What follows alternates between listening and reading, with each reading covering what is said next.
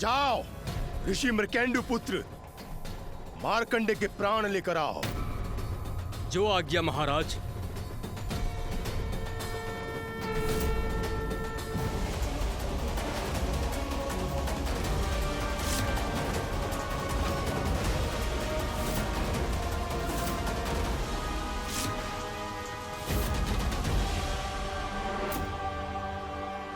नाथ, पूर्व में इस बालक के पिता ने अपना भाग्य परिवर्तित किया था। संतानहीन होना उनकी नियति थी। फिर भी उन्होंने इस पुत्र को प्राप्त किया और अब यह बालक अपने भाग्य को एक नवीन दिशा देकर ही रहेगा।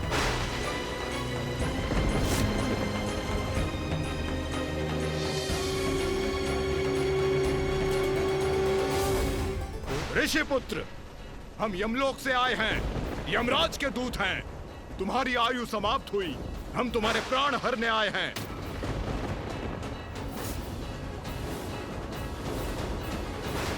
पृथ्वी पर तुम्हारा समय समाप्त हुआ। अब हमारे साथ शांतिपूर्वक चलो, वरना बंदी बनाकर ले जाएंगे तुम्हें।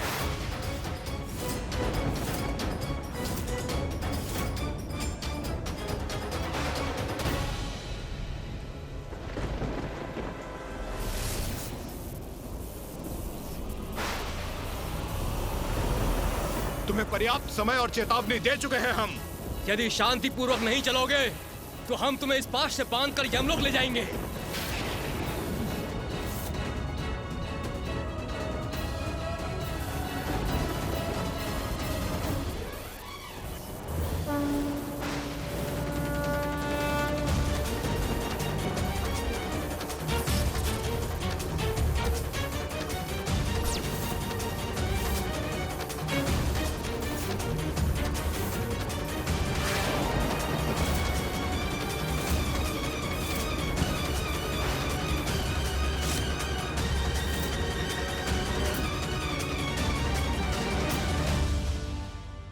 यमराज के दूतों ने ऋषि मार्कंडे पर अपना पाश फेंक दिया।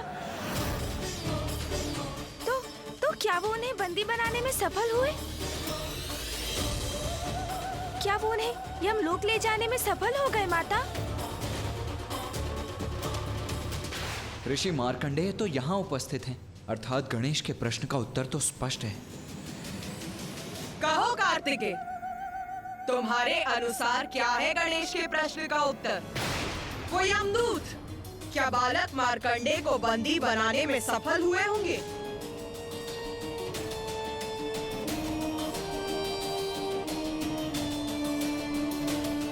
माता, ऋषि मार्कंडेय तो हम सभी के समक्ष हैं, जीवित खड़े हैं। तो क्या अर्थ समझू इसका कि दोनों यमदूत मार्कंडेय के प्राण नहीं हर सके? तो क्या तुम्हारे अनुसार मेरे द्वारा उत्पन्न यमदूत अक्षम थे अपने कार्य का निर्वाह करने में? नहीं माता, मैं यमदूतों की क्षमता अथवा अक्षमता पर अपना मत व्यक्त नहीं कर रहा हूं। परिस्थिति के अनुसार उसके तर्क संगत परिणाम पर पहुंचने की चेष्टा भर कर रहा हूं मैं। माता, ऋषि मार्कंडेय जीवित हैं,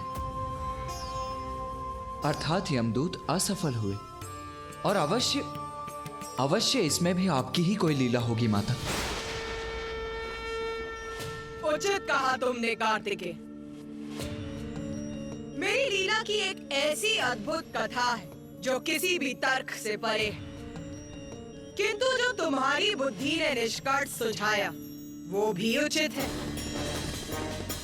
यमदूत शक्तिहीन और अयोग्य नहीं थे, किंतु वो फिर भी बालक मार्कंडेय को मृत्यु प्रदान करने में असमर्थ थे।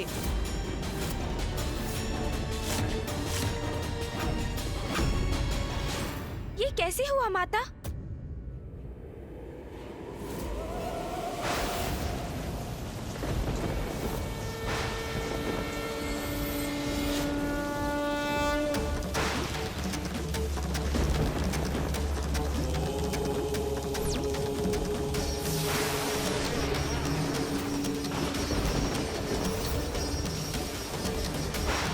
ऋषि पुत्र, हमारा पाश बनाएगा तुम्हारे प्राणों को बंदी। यमदूत हैं हम, तुम्हारी आत्मा को अपने साथ अवश्य ही लेकर जाएंगे।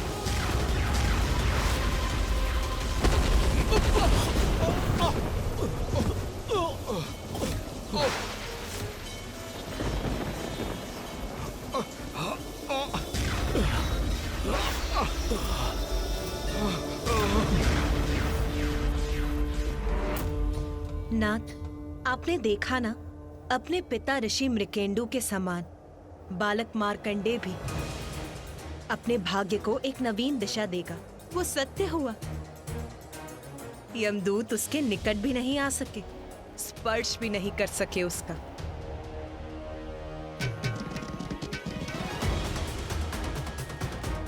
उमा, जन्म और मरण सृष्टि का शाश्वत सत्य है।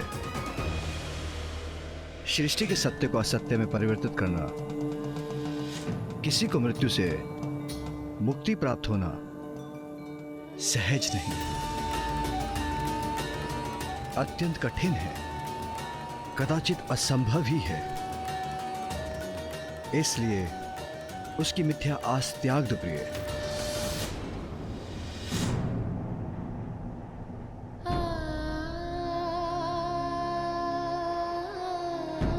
तो क्या महादेव अपने भक्त की भक्ति को नकार देंगे?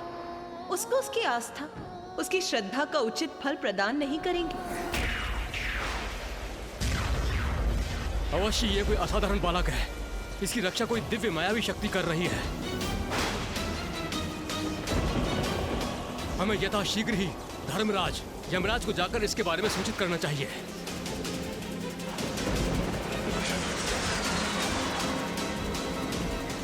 नाथ, बालक मार्कंडेय इतनी श्रद्धा और भक्ति से आपके मंत्र का जाप कर रहा है, तो उसकी प्रार्थना व्यर्थ नहीं जा सकती। उसे उसके संकट से मुक्ति का मार्ग प्राप्त होगा ना स्वामी?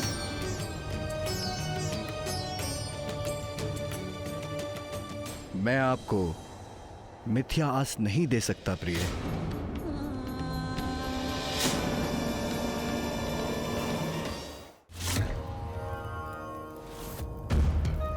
मृदुल, पूर्वी, उचित है।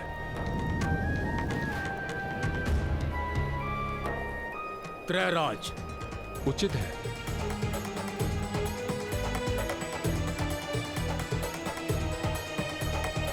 और मार्कंडे, बालक मार्कंडे का ही अंतिम नाम है आज की सूची में।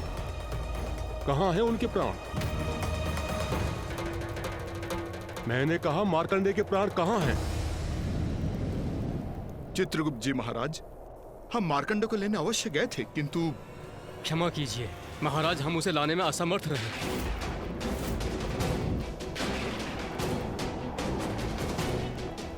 असमर्थ रहे? उनका आज की सूची में नाम है, अर्थात उनका यहां यमलोक में आने का समय हो चुका है। क्या अर्थ है तुम्हारा? जिसके जीवन का अंत आज नियत था, उसकी आत्मा लेकर आने में असमर्थ कैसे हो सकते हो तुम? प्रभु, जब हम वहां गए थे तो वो पूजा कर रहा था, फिर हमने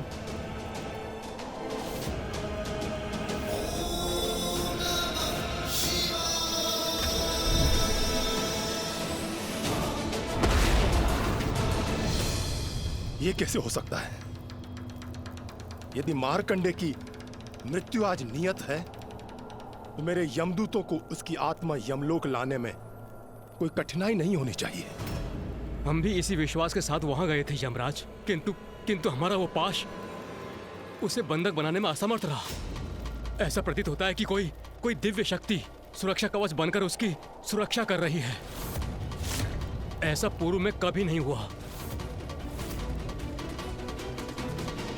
प्रभु, कहीं ऐसा तो नहीं कि ये यमदूत उस बालक के प्राण को इसलिए नहीं ला पाए क्योंकि माता भैरवी द्वारा निर्धारित नियमों के अनुसार संतों ऋषियों की आत्माओं को लेने आपको स्वयं जाना चाहिए। मैं पूर्व भी आपसे ये निवेदन कर चुका हूँ, किंतु चित्रगुप्त जी, इसका उत्तर हम पहले भी दे चुके हैं।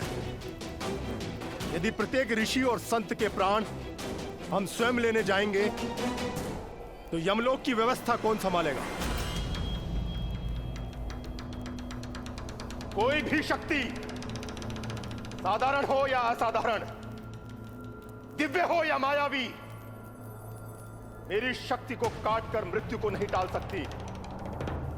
आयु पूर्ण होने पर स्वयं ब्रह्मदेव भी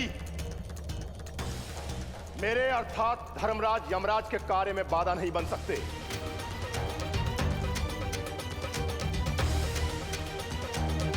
चित्रगुप्त जी, माता भैरवी ने कैसे अक्षम यमदूत दिए हमें? 2 यमदूत एक 16 वर्षीय बालक के प्राण हरकर नहीं ला सके। धिक्कार है इन्हें।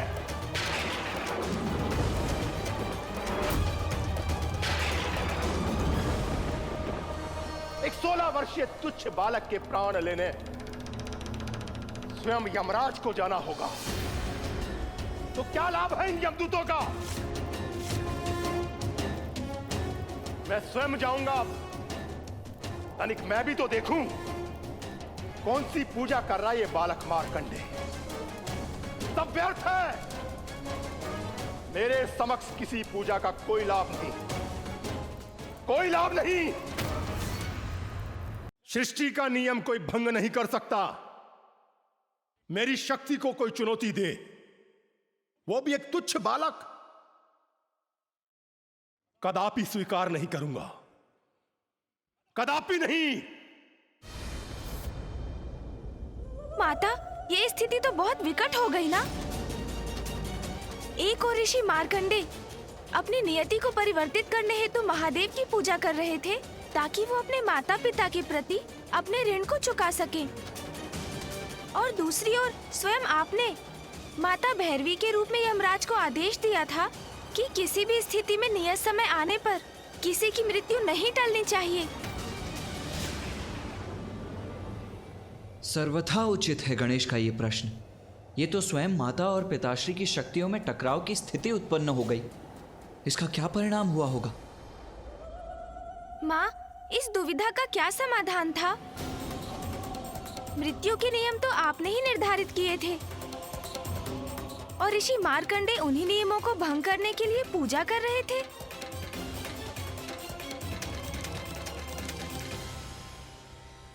मेरे मन में तो कोई दुविधा नहीं थी माता, मात्र भक्ति थी और विश्वास था कि भगवान कभी भी भक्त की सच्ची भक्ति को अस्वीकार नहीं करते।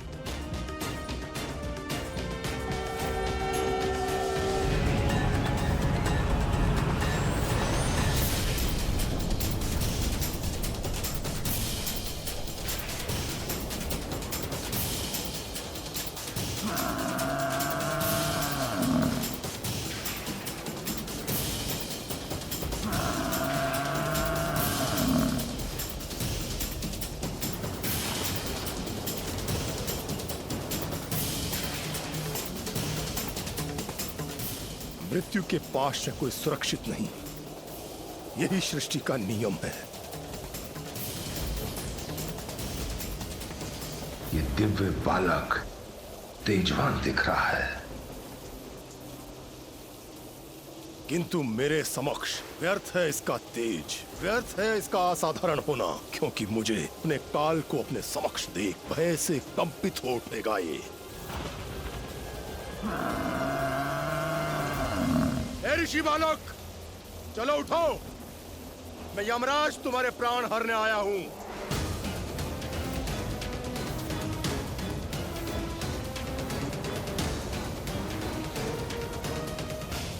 इस बालक का इतना दुस्साहस, मेरी अवहेलना कर रहा है। क्या इसे ज्ञात नहीं? इसकी कोई युक्ति, इसका कोई उपाय इसे मुझसे रक्षित नहीं कर सकता। तुमने सुना नहीं बालक? अपनी मृत्यु से अपनी रक्षा करने की तुम्हारी ये युक्ति, तुम्हारी ये पूजा सब व्यर्थ है। चलो उठो और चलो मेरे साथ।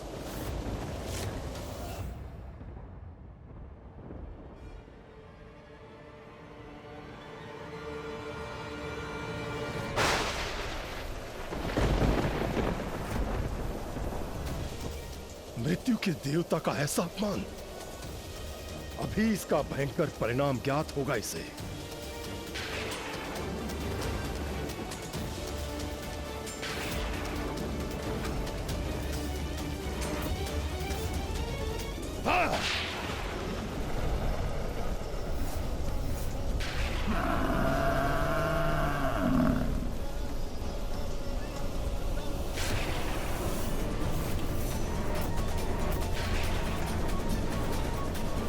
मृत्यु का समय आने पर प्राणी के प्राण हारने से कोई मुझे नहीं रोक सकता, कोई भी नहीं।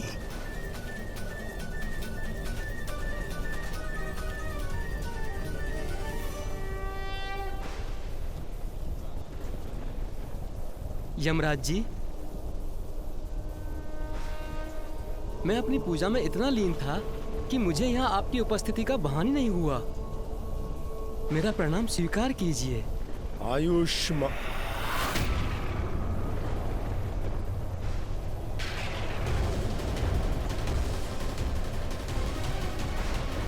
ये मैं कैसा आशीर्वाद दे रहा हूं इसे? बालक, बहुत चतुर प्रतीत होते हो तुम। मुझसे आयुष्मान भव का आशीर्वाद लेकर मृत्यु से अपनी रक्षा करना चाहते हो, किंतु मैं यमराज मृत्यु ही प्रदान करता हूं, जो तुम्हें भी दूंगा। चलो मृत्यु के लिए प्रस्तुत हो जाओ। यमराज जी, मुझे ज्ञात है आप मुझे मृत्यु देने आए हैं, किंतु मैं अभी अपनी मृत्यु को स्वीकार करने में असमर्थ हूँ। क्षमा कीजिए, तुम अपनी मृत्यु स्वीकार करने में असमर्थ हो तो कदाचित मुझे बाद में आना चाहिए, है ना?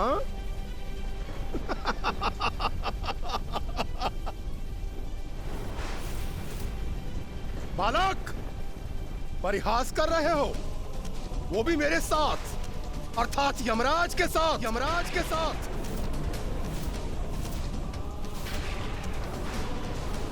मूर्ख बालक, अपनी मृत्यु कोई भी स्वीकार नहीं करता, किंतु मृत्यु किसी स्वीकृति की प्रतीक्षा नहीं करती। ये तो तुम्हारा सौभाग्य है कि मैं स्वयं लेने आया हूं तुम्हें। अब मेरा समय व्यर्थ मत करो और चलो मेरे साथ। यमराज जी, मैं अपने माता पिता का एकमात्र पुत्र हूँ। यदि मेरी मृत्यु हुई तो वे निपट अकेले रह जाएंगे। उनके पुत्र होने के नाते उनकी सेवा कर उनका ऋण चुकाने का दायित्व मुझे पूर्ण करना है। मुझे अपने लिए नहीं, किंतु अपने माता पिता के लिए जीवित रहना है। मैंने उन्हें वचन दिया है कि मैं अवश्य उनके पास लौटूंगा।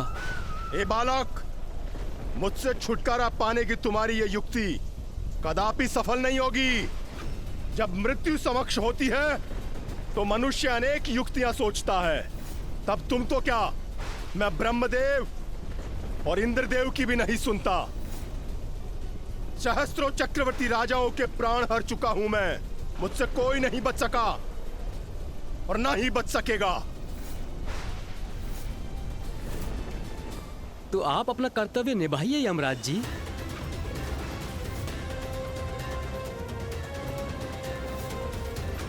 किंतु मुझे पूर्ण विश्वास है कि परमपिता परमात्मा मेरी रक्षा के लिए अवश्य आएंगे। ए बालक, तुम्हारा काल तुम्हारे समक्ष है और तुम शिवलिंग की पूजा कर रहे हो। क्या वास्तव में तुम्हें विश्वास है कि महादेव तुम्हारी मृत्यु से रक्षा कर सकते हैं? स्वयं माता भैरवी ने मुझे मृत्यु का देवता नियुक्त किया है। वो भी मेरे कार्य में हस्तक्षेप नहीं कर सकती। इसलिए अपना और मेरा समय व्यर्थ मत करो। तुम अपनी पूजा अधूरी छोड़ दो या पूरी करो, उससे कुछ नहीं होगा। अपने बनाए नियमों को भगवान भी भंग नहीं कर सकते। बालक, यदि मेरा अर्थात यमराज का क्रोध चरम पर पहुंच गया तो तुम्हें ज्ञात है क्या हो सकता है? यमराज जी, मैं किसी भी प्रकार आपका अपमान करने का इच्छुक नहीं। स्वामी, आपका भक्त 8 स्वर में आपको पुकार रहा है, आपसे अपनी रक्षा की गुहार लगा रहा है। महादेव को अपनी रक्षा का मार्ग बनाना चाहता है ये, किंतु मृत्यु से इसकी रक्षा तो महादेव भी नहीं कर सकते। इसका इतना दुस्साहस, कह रहा है महादेव का आश्रय लेने वाले को मैं यमराज भी कुछ नहीं कर सकता। नाथ, आपने मुझसे कहा था कि मैं मिथ्या आस ना रखूं, किंतु मेरी आस मिथ्या नहीं, विश्वास है मेरा। जब मार्कंडे उनमें अपना आश्रय ढूंढ रहा है जिनके मस्तक पर चंद्रमा विराजमान है, जिन्होंने रत्न जड़ित पर्वत सुमेरु को अपना धनुष बनाया, जो रजत के पर्वत हिमालय पर वास करते हैं,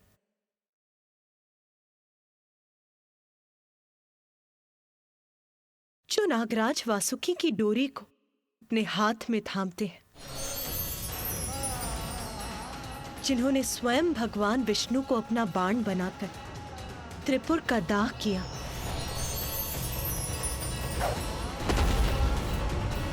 अर्थात जब मार्कंडे आपकी शरण में, तो मृत्यु के देवता यमराज उसे कोई क्षति कैसे पहुंचा सकते हैं?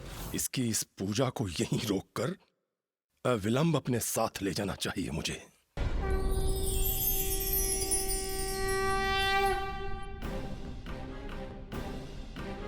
मेरी आस तो अभी भी स्थिर है नाथ, क्योंकि मार्कंडे आप में अपना आश्रय ढूंढ रहा है। वो जिनके चरण कमल मंदारादि सुगंधित कपाल का वृक्षों के पंच पुष्पों से सुशोभित है, जिन्होंने अपने भाल में स्थित त्रिनेत्र से कामदेव को भस्म कर दिया था, जो स्वयं भस्म में रमाए हुए हैं, जो जीवन के समस्त दुखों का नाश करते हैं।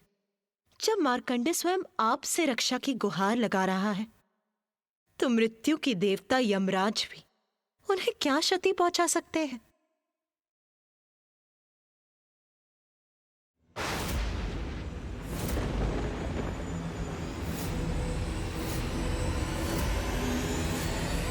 बस बालक, बहुत हो गई तुम्हारी ये पूजा, और बहुत हो गया तुम्हारे द्वारा महादेव का स्तुति गान। मेरा इतना अपमान। महादेव तुम्हारे रक्षक हैं, तो मैं क्या कर सकता हूं? यही है ना तुम्हारा प्रश्न? तो मैं अभी इसका उत्तर देता हूं। अभी दिखाता हूं तुम्हें कि मैं यमराज कितना शक्तिशाली हूं और क्या कर सकता हूं।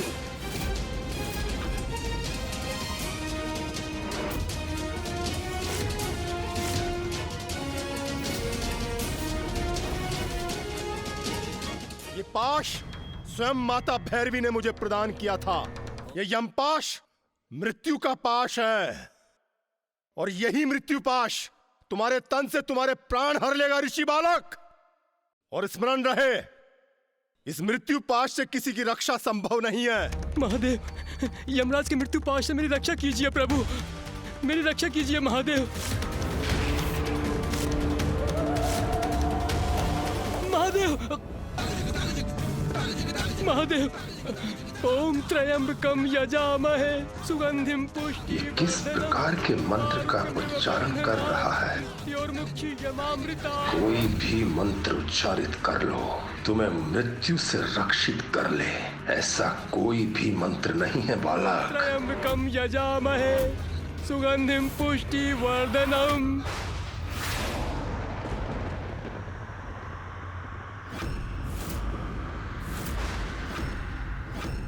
मेरा यमपाश, उसे कोई क्षति कैसे पहुंच सकती है?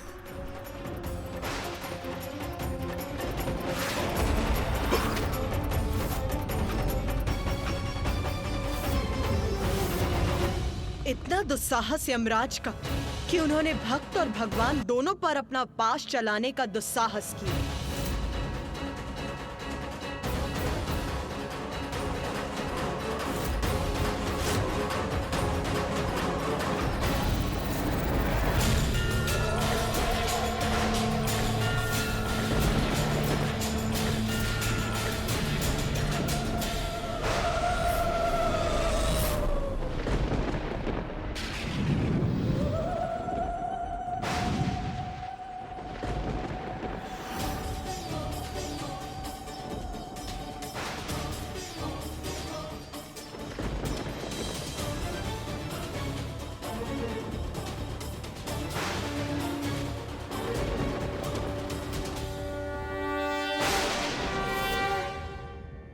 माता, अपने इस दिव्य अद्भुत रूप में माँ और पिताश्री ने अपने भक्तों को अभयदान देने के साथ क्या यमराज को भी दंडित किया?